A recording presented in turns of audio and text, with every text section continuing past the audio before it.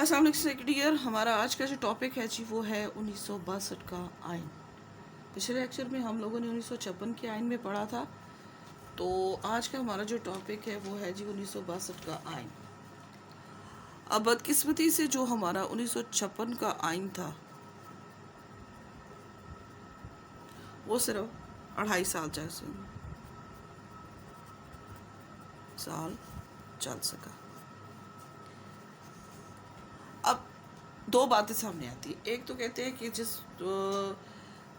1956 کے آئین کا بھی 2 سال ہی پورے ہوئے تھے کہ سیاست کے شدید بحران، اقتصادی زوال، ہر شعبہ زندگی میں ابتری، گرانی اور افلاس جیسی جو چیزیں تھیں انہوں نے ملک کو اپنی لپیٹ میں لے لیا تھا۔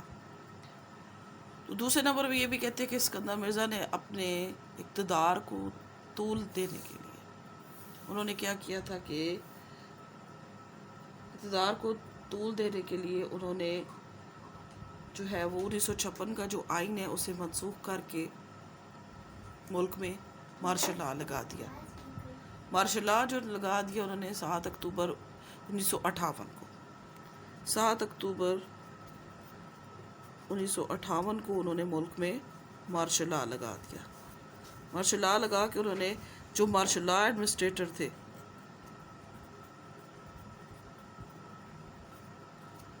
انہوں نے بنایا martial law administrator general Ayub Khan کو۔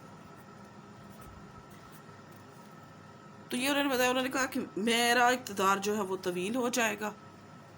دوسرا اس کے ساتھ کہتے ہیں کہ ملک کے حالات اتنے خراب ہو گئے تھے کہ جو سمگلنگ جو تھی وہ پیک پہ پہنچی ہوئی تھی، وہاں پہ تقسیم دولت جو تھی وہ بالکل ہی صرف دولت کی جو تقسیم تھی وہ بالکل ہی ان لوگوں کے ہاتھ میں تھی جو صرف اپنا مفاد چاہ رہے تھے۔ جو غریب تھا اس کو کچھ بھی نہیں مل رہا تھا، اور ہم لوگ دعوے کر رہے تھے کہ ہم لوگ ایک زرعی ملک ہے، تو زرعی ملک ہونے کے باوجود ہم لوگ اپنی جو زرعی استعمال کی اشیاء تھی وہ بھی باہر کے ملک سے منگوا رہے تھے، اور باہر کے ملک سے منگوا بھی رہے تھے وہ بھی مہنگے داموں منگوا رہے تھے۔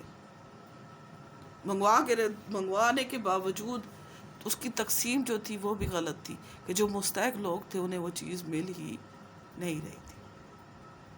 پھر اوپر سے پے در پہ جو گورنمنٹس اترتی گئی کہ صرف 2 سالوں میں اسکندر مرزا نے 4 وزیر اعظم بدلے۔ تو جو بھارتی وزیر اعظم تھا وہ نہرو کہتے ہیں کہ میں نے اتنی دھوتیاں نہیں بدلی جتنی پاکستان نے حکومتیں بدلی ہیں۔ تو پھر انہوں نے کیا کیا کہ 7 اکتوبر 1958 کو مارشل لا لگا دیا۔ انہوں نے کہا چلو مارشل لا لگ گیا ہے، اب میں اپنی صدارت کرتا رہوں گا اور ملک چلتا رہے گا۔ لیکن ایوب خان نے صرف 20 دن کے اندر ایوب خان نے اسکندر مرزا صاحب سے کہا کہ سر اب آپ کافی بوڑھے ہو چکے ہیں، اب آپ گھر جائیں، اقتدار کو میں سنبھالتا ہوں۔ تو پھر انہوں نے کیا کیا کہ انہوں نے اسکندر مرزا کو ہٹا کر خود صدارت کے عہدے پر فائز ہو گئے۔ اچھا جی، تو 1962 کا جو آئین تھا انہوں نے کیا کیا کہ اس کے بعد جب ان کی حکومت آئی تو انہوں نے جو تھا وہ مختلف کمیٹیاں بنائی، ان سے کہا کہ آپ لوگ جو ہیں وہ ملک کے آئین کے لیے مجھے سجیشن دیں۔ انہوں نے پھر جو ہے جیسے شہاب الدین کی سربراہی میں ایک الیکشن کمیشن قائم کیا گیا، اس میں بہت سی اپنی سفارشات تھی وہ ایوب خان کے کی، لیکن انہیں کوئی بھی پسند نہیں آئی۔ تو پھر انہوں نے کیا کیا کہ ایک اپنی خود ایک انہوں نے ایک کمیٹی بنائی جس نے 8 جون 1962 کو ملک میں نیا آئین نافذ کر دیا۔ یعنی 8 جون 1962 کو ملک میں دوسرا آئین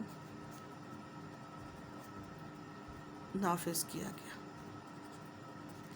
اچھا، اس کے بارے میں ایک چیز آپ کو بتا چکی، یہ جو آئین تھا یہ صدارتی تھا، صدارتی طرز کا تھا، یہ وفاقی طرز نہیں تھا بلکہ یہ صدارتی تھا کہ صدر کا بنایا ہوا ایک آئین تھا۔ ایک دوسرے نمبر پہ یہ تھا کہ یہ تحریری بھی تھا۔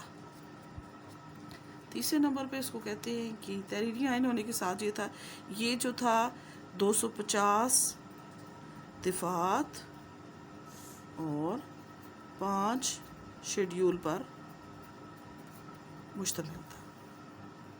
اچھا اب ایک چیز اس میں یہ تھی کہ صدارتی ہونے کے ساتھ ساتھ یہ جو ہمارا 1962 کا آئین تھا یہ استوار تھا. اس کا مطلب ہوتا ہے نا ریجٹ. ریجٹ کا مطلب ہوتا ہے سخت، کہ جس میں آسانی کے ساتھ تبدیلی نہیں کی جا سکتی.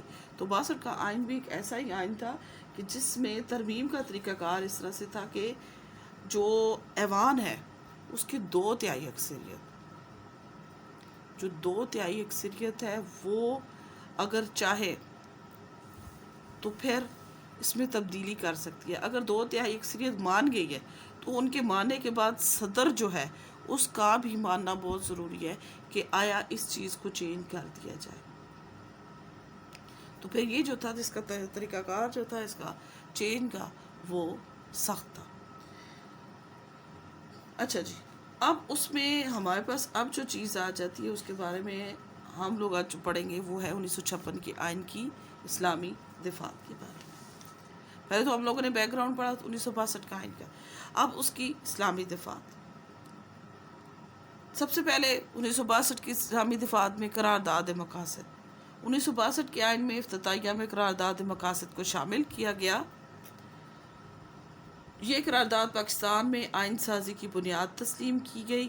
اس قرارداد میں واضح طور پر کہا گیا کہ پوری کائنات کی حاکمیت اعلیٰ صرف خدا تعالیٰ کو یعنی اللہ تعالیٰ کو حاصل ہے، اور پاکستان کے عوام اللہ تعالیٰ کی مقرر کردہ حدود کے اندر رہتے ہوئے حاکمیت کے اختیارات کا استعمال ایک مقدس امانت کے طور پہ کریں گے.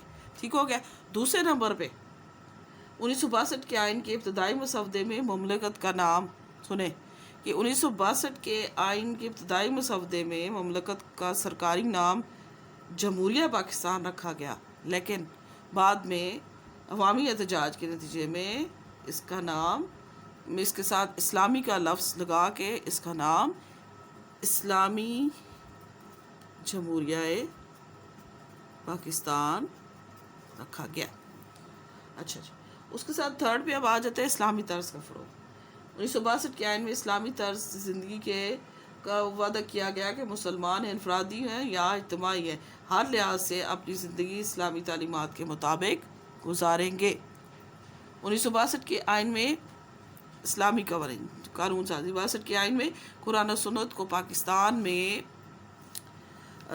قانون سازی کی بنیاد قرار دیا گیا اور کہا گیا کہ ایسے تمام رائج قوانین جو قرآن و سنت سے متصادم ہوں یعنی اس کے جو اپوزٹ ہوں گے اسلامی تعلیمات کے سانچے میں ڈالنے کی کوشش کی جائے گی، اور اگر ایسا ممکن نہ ہوا تو انہیں کالعدم قرار دے دیا جائے گا.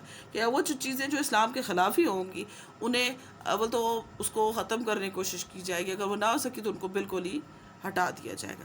پھر غیر اسلامی روایات کا خاتمہ بھی کیا کہ 62 کے آئین میں غیر اسلامی رسوم اور غیر اخلاقی عادات کے خاتمے کے لیے اقدامات بھی کیے جائیں گے کہ جوا بازی، شراب نوشی اور منشیات وغیرہ کی جو استعمال ہے انہیں ختم کیا جائے گا.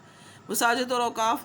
62 کے آئین میں کہا گیا کہ ملک کی زکوٰۃ، مساجد اور اوقاف کے سلسلے میں مناسب قوانین بنائے جائیں گے تاکہ معاشرے میں ایک اہم کردار ادا کر سکے. اچھا جی اسلامی مشاورتی کونسل. قانون، تعلیم اور دینی امور سے متعلق قانون کے منتخب نمائندوں کی رہنمائی کے لیے 1962 کے آئین میں طے پایا کہ اسلامی مشاورتی کونسل کے نام سے ادارہ قائم کیا جائے گا تاکہ قانون سازی کو صحیح طور پر اسلامی خطوط پر نافذ کیا جا سکے. 1962 کے آئین میں جو تھا وہ تھا کہ اب اس میں جو 1956 کے آئین کی طرح کہ صدر کے لیے بھی مسلمان ہونے کی شرط لازمی جو تھی وہ برقرار رکھی گئی. 1962 کے آئین میں بھی یہ چیز شامل تھی کہ صدر کے لیے مسلمان ہونا ضروری ہے. اور 1962 کے آئین میں بھی اس جو تھا وہ اقلیتوں کے حقوق جو تھے ان کو بھی جائز حقوق دینے کا وعدہ کیا اور کہا کہ انہیں مکمل مذہبی آزادی حاصل ہوگی.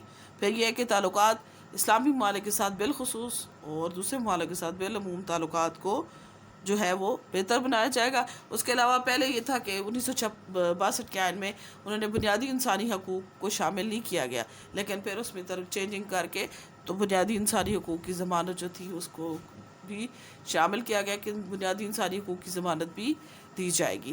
تو بچے یہ تھا ہمارا 1962 کا آئین. امید ہے آپ کو سمجھ آ گئی ہوگی. اوکے بچے، اللہ حافظ.